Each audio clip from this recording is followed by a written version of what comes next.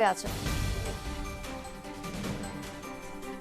તો અનેક મહત્વના સમાચાર હાલ સામે આવી રહ્યા છે। અમરેલીથી સમાચાર સામે આવી રહ્યા છે। જિલ્લાના વધુ એક ગામમાં મતદાનનો બહિષ્કાર થયો છે। જી હા, ખાંભા તાલુકાના નેસડી બે ગામના મતદારોએ બહિષ્કાર કર્યો છે।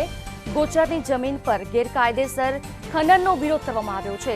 ગેરકાયદે ખનન કરાતા આ વિરોધને લઈને મતદાનનો બહિષ્કાર કરવામાં આવ્યો। ખનન બંધ કરવાની માંગ સાથે ચૂંટણી બહિષ્કાર કરવામાં આવ્યો છે।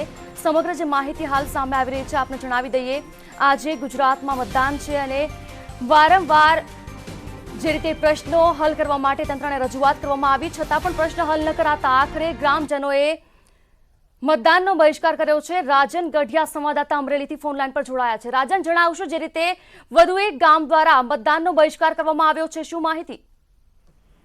બિલકુલ ધરા, જો વાત કરવામાં આવે તો અમરેલી જિલ્લામાં કુલ 2 ગામોએ મતદાનનો બહિષ્કાર કર્યો છે, પરંતુ તંત્રની સમજાવટ બાદ રાજુલા તાલુકાના સરોવડા ગામે મતદાન ફરી શરૂ થઈ ચૂક્યું છે। આમ છતાં પણ ખાંભા તાલુકાના નેસડી 2 ગામ જે છે એ ગામમાં હજી પણ મતદાન ઠપ છે। લોકોનો બહિષ્કાર કરવાનો યથાવત છે અને તેમણે એક માંગ રાખી હતી કે તેમના ગામની આસપાસ આવેલી ગૌચરની જમીન છે તેમાં ગેરકાયદેસર જે રીતે ખનન થઈ રહ્યું છે એને અટકાવવામાં આવે ને તો જ મતદાન કરશે।